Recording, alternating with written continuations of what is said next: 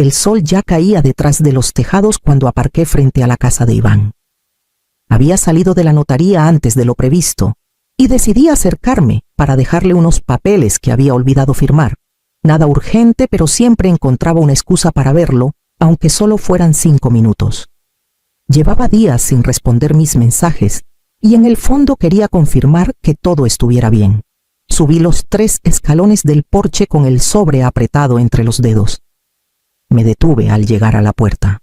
Dudé entre tocar el timbre o simplemente empujarla como solía hacer. Pero entonces oí mi nombre.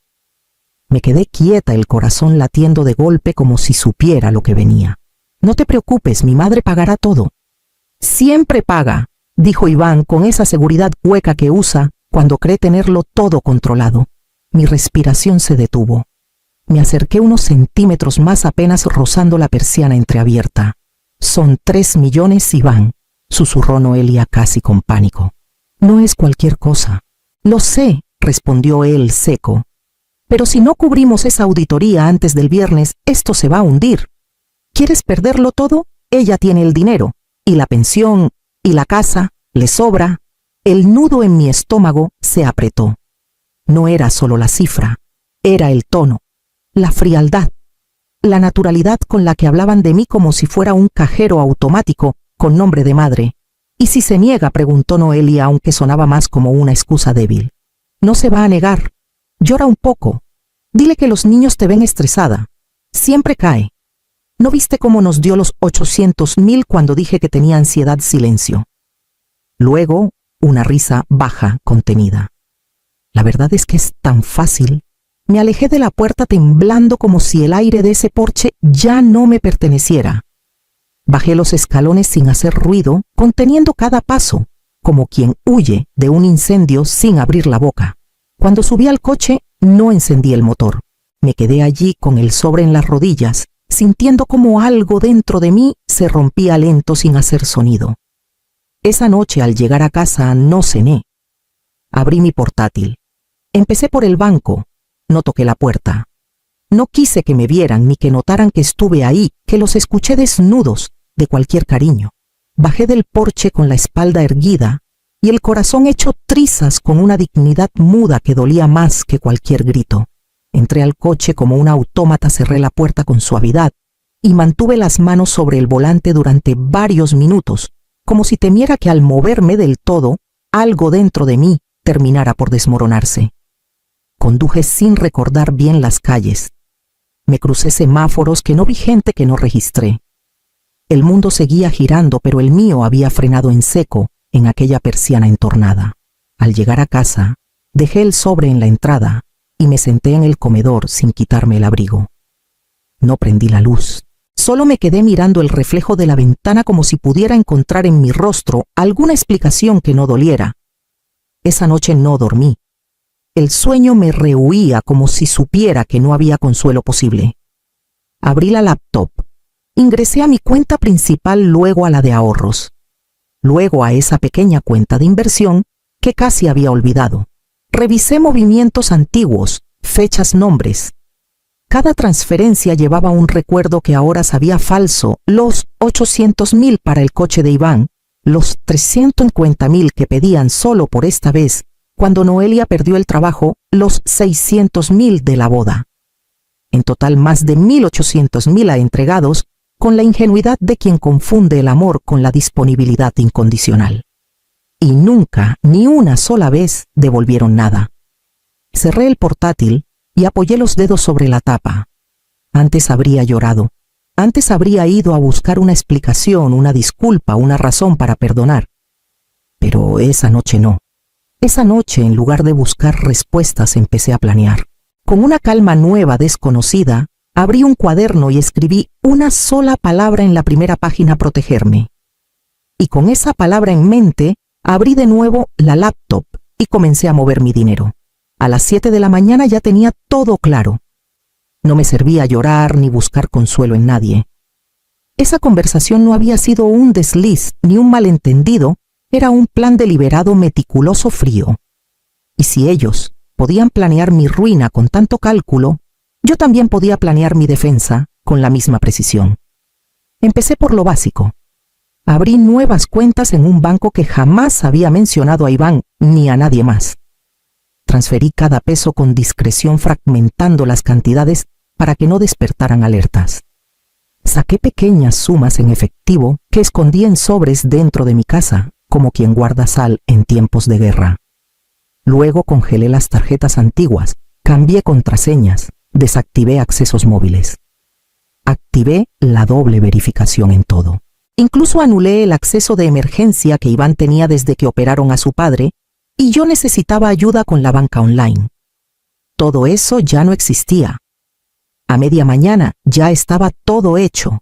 Un movimiento invisible quirúrgico. Por fuera mi vida seguía igual, la misma bata de estar por casa, el mismo café templado en la taza, el mismo silencio en los pasillos. Pero por dentro todo había cambiado.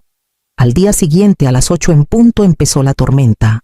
Primero un mensaje corto de Iván: mamá, necesito hacer una transferencia urgente. ¿Me autorizas? Lo ignoré. 10 minutos después, otro. ¿Qué pasa con la cuenta de respaldo? No me deja entrar. Luego, una llamada. Después, otra. Luego, los mensajes empezaron a cambiar de tono. ¿Qué hiciste? ¿Por qué no respondes? Te pasas de la raya, mamá. Esto no se hace, no me obligues a ir. No contesté ninguno. No bloqueé su número tampoco. Solo lo dejé sonar. Sentada en la cocina con las manos cruzadas sobre la mesa, me limité a observar el teléfono vibrar y apagarse una y otra vez, como si fuera un animal herido que aún no entendía que la presa había escapado. Y mientras tanto abrí la libreta donde había escrito aquella palabra y debajo añadí una nueva: blindarme. Porque esto apenas comenzaba. El tercer día fue Noelia quien llamó. Su nombre apareció en la pantalla y durante un segundo dudé. No por ella, sino por los niños. Por Gael y por Alma. Por sus dibujos en mi nevera, por las galletas que hacíamos los sábados, por sus risas llenando mi casa, mientras corrían de un lado a otro con calcetines torcidos. Apreté el botón verde. «Hola, Brígida», dijo con voz quebrada. «¿Podemos hablar?». Guardé silencio. Ella sollozó. Sabía que estaba llorando, sí, pero también sabía que era una función, y aún así, dolía. «No sé qué está pasando entre tú e Iván, pero los niños están sufriendo. No entienden por qué ya no vamos los domingos. Gael pregunta por ti. Alma quiere enseñarte su dibujo nuevo». Me mordí el labio. No respondí. «Mira», dijo bajando el tono. «Él no lo va a admitir, pero está desesperado. Si no conseguimos ese dinero, todo se va a ir al traste». Y hubo un silencio largo. Lo supe antes de que lo dijera. «Si no ayudas, Brígida, no podremos seguir con las visitas. Con lo mal que está Iván, no es buen ambiente para los niños. Mejor no enredarlos más». La amenaza disfrazada de preocupación. El chantaje envuelto en celofán. «¿Me estás diciendo?», dije al fin con voz baja, «que si no les doy el dinero no veré más a mis nietos?» «No, no es eso», se apresuró. «Solo digo que todo está muy tenso ahora. No queremos que ellos sufran más. Ya». Corté. No grité. No supliqué. Solo colgué y dejé el teléfono sobre la mesa como si quemara. Me quedé mirando al vacío con el corazón encogido. Usaban a los niños, a mis niños, como moneda, como palanca, como castigo. Y esa fue la confirmación que necesitaba. Ya no era solo un abuso, era una guerra. Y en la guerra una también debe elegir cuándo dejar de defender lo perdido y empezar a proteger lo que aún no te han arrebatado. Esa misma tarde saqué del cajón el número de Laureana Peral. No lo escuché llegar. Simplemente apareció en la puerta de mi cocina con el rostro desencajado y los ojos brillando de rabia. Llevaba el abrigo aún puesto como si ni siquiera hubiera considerado que tal vez no sería bienvenido. No saludó, no pidió permiso. Entró como lo había hecho toda la vida, como si esta casa fuera una extensión de sí mismo. «¿Qué estás haciendo, mamá?», preguntó sin rodeos. «¿Por qué me bloqueaste las cuentas? ¿Por qué no contestas? ¿Te volviste loca?». No dije nada. Estaba sentada con un té ya frío entre las manos. Lo miré simplemente. Y eso fue suficiente para encender la mecha. «Necesito esos 3 millones. Ya. Es un préstamo, un apoyo. como siempre. La palabra siempre cayó como una piedra. Siempre. La usó como argumento, como justificación, como derecho adquirido. Siempre he estado para ti. Siempre te he ayudado. Siempre he dicho que sí. Siempre he sido la que cubre, la que entiende, la que perdona. Y él lo sabía. Por eso estaba allí exigiendo. ¿De verdad piensas que puedes darme la espalda? Ahora siguió la voz subiendo. ¿Qué te cuesta? Tú no tienes deudas, no tienes gastos, no haces nada con ese dinero. ¿Para qué lo quieres? Me incorporé con lentitud. Dejé la taza sobre el plato y lo miré directo a los ojos. Todo le dije. ¿Qué ahora me cuesta todo? Cada peso, cada silencio, cada vez que me tragué una verdad por no romperte la burbuja, cada vez que fingí que no dolía darte lo que no me sobraba. Eres mi madre y tú mi hijo. Y no sé en qué momento dejaste de verme como tal y empezaste a tratarme como cuenta bancaria. Se hizo un silencio espeso. Por un instante pareció que algo en él titubeaba, pero fue solo un segundo. Luego apretó los labios, dio media vuelta y se marchó sin decir adiós. Yo no lo detuve. En lugar de eso recogí mi taza, la vacié en el fregadero y subí a mi dormitorio donde me esperaba la carpeta que Laureana me había pedido llevar. Laureana Peral no había cambiado demasiado desde el colegio. Su voz seguía siendo firme, su mirada directa, y tenía esa forma de escuchar que te hacía sentir menos sola incluso cuando no decía nada. Me recibió en su despacho con una sonrisa que se desvaneció en cuanto vio mi expresión.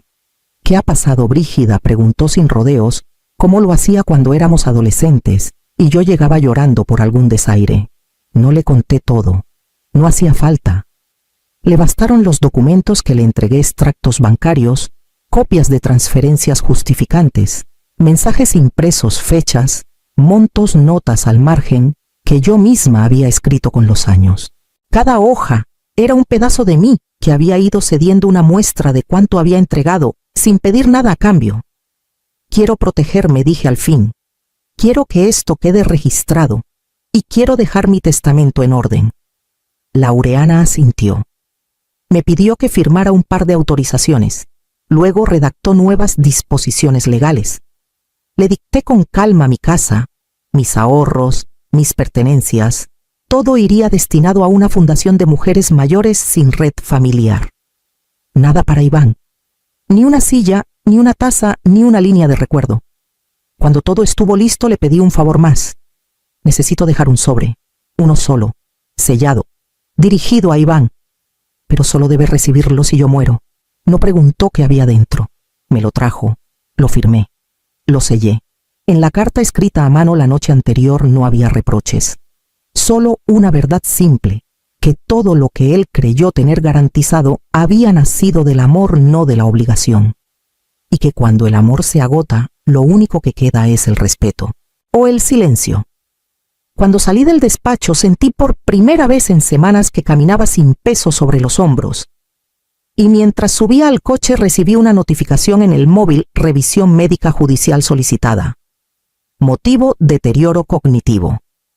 Sonreí con la boca cerrada, porque lo siguiente ya no me sorprendía. La notificación llegó en un sobre blanco sin marcas con mi nombre impreso en letras negras y frías. La abrí con el pulso tranquilo, como quien ya ha dejado de esperar buenas noticias. Adentro el texto era claro. Iván había solicitado una revisión judicial para evaluar mi capacidad mental. Alegaba que mostraba signos preocupantes de confusión y posible deterioro cognitivo, y pedía que se me nombrara un tutor legal para manejar mis finanzas. Durante un minuto solo escuché el tic del reloj de pared. No rabia, no lágrimas, solo una calma helada seca, como la que viene justo antes de una tormenta bien anunciada. No me sorprendía. Era lógico. Si ya no podía acceder a mi dinero por la vía emocional, buscaría hacerlo por la legal. Siempre ha sido listo mi hijo, listo para conseguir lo que quiere, pero esta vez no. Llamé a Laureana.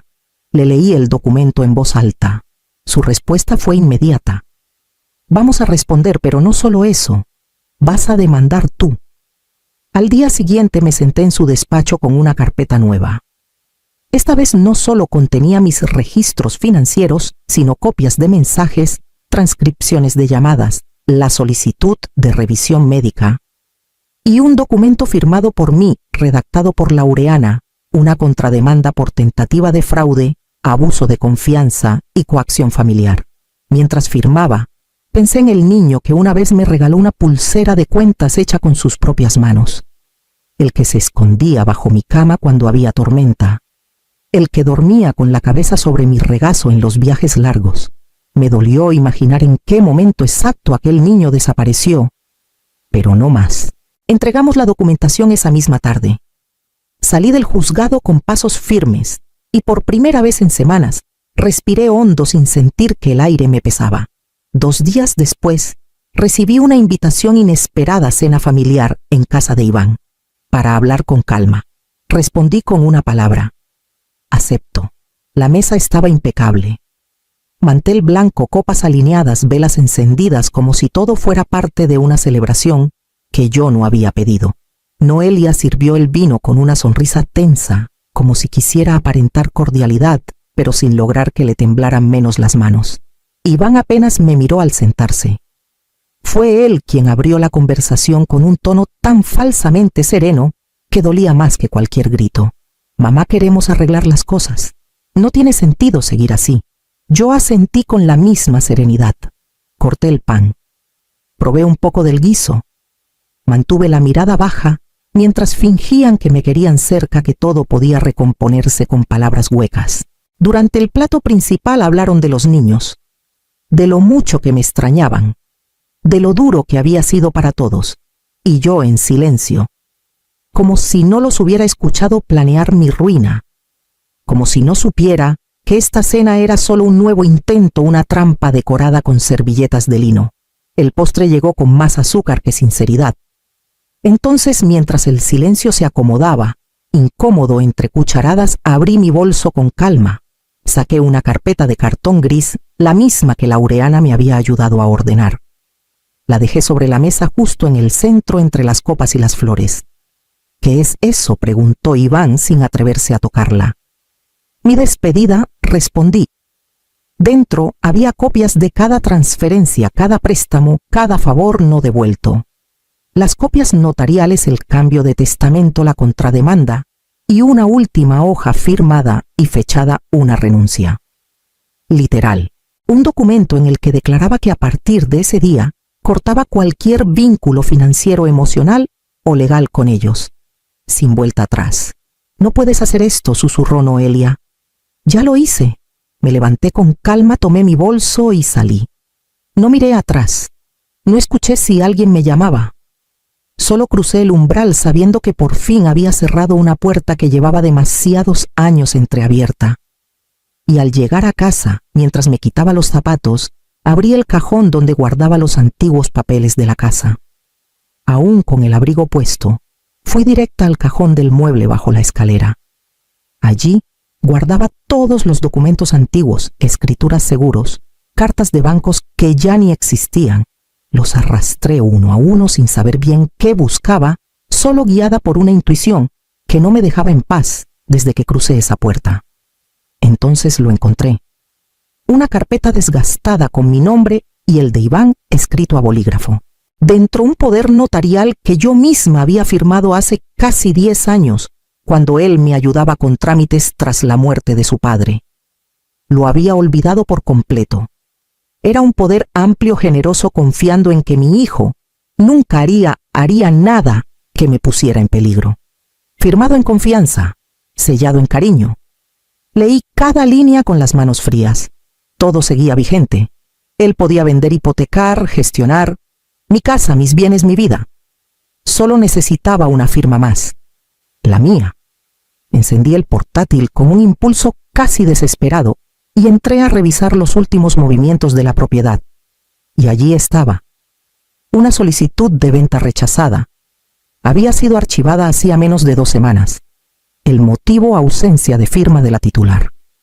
Me quedé inmóvil. Me invadió una mezcla de asco, rabia y vértigo. Lo había intentado. Había intentado vender mi casa. La misma casa donde creció. donde colgaban sus dibujos en la nevera, donde lloró la primera vez que lo dejó una novia, todo por dinero. Y de no haber congelado mis cuentas, de no haber movido mis fichas a tiempo, tal vez hoy estaría enterándome de la venta solo cuando me llegara el aviso de desalojo. Respiré hondo. Cerré la carpeta. La metí en una caja junto con otras pruebas. Luego me senté en el borde de la cama y tomé una decisión. No iba a quedarme un minuto más en una casa que él había intentado arrebatarme. Al día siguiente llamé a una inmobiliaria y a los 3 días a los transportistas. Porque si alguien iba a marcharse, sería yo. La mudanza fue más rápida de lo que imaginé. En menos de una semana la casa estaba vacía y yo instalada en un pequeño apartamento con vistas al mar en Santander. No necesitaba mucho: una cama cómoda, una cocina donde hornear pan con calma y una terraza donde el sol me tocara los párpados al amanecer. Los primeros días me sorprendía el silencio. No ese silencio tenso que había invadido mi casa en Madrid, sino uno amable como una manta tibia. Caminaba por el malecón al atardecer, respirando sal, dejando que el viento me despeinara sin pedir permiso. Compré macetas y sembré flores que no conocía. Me apunté a un grupo de voluntariado en la biblioteca del barrio. Empecé a escribir en un diario que llevaba años guardado en blanco, como si esperara que yo volviera a ser mía para llenarlo. De Iván no supe nada durante semanas. Ni llamadas, ni mensajes, ni golpes de efecto, solo silencio. Al principio esperaba que rompiera el pacto con una súplica, con una amenaza, con algo, pero no lo hizo. Y ese silencio, lejos de doler, me devolvió el aire, hasta que un día, al volver de hacer la compra, encontré un sobre entre el resto del correo. Reconocí su letra al instante. La abrí con la misma calma con la que ahora vivía. Lo siento, mamá. Ya no tengo nada. Solo quería saber si me recuerdas. Lo leí una vez, luego otra. No decía más. No pedía nada, pero tampoco ofrecía lo que nunca se atrevió a dar cuando todavía era posible. Fui a la cocina, encendí una cerilla y lo quemé sobre el fregadero. Observé cómo el papel se doblaba, ennegrecía y se convertía en ceniza sin ruido. No por odio, no por venganza, sino porque ya no necesitaba más respuestas. Después de apagar la llama me senté en la terraza con una taza de té. Frente a mí el mar respiraba lento. Y yo por fin también.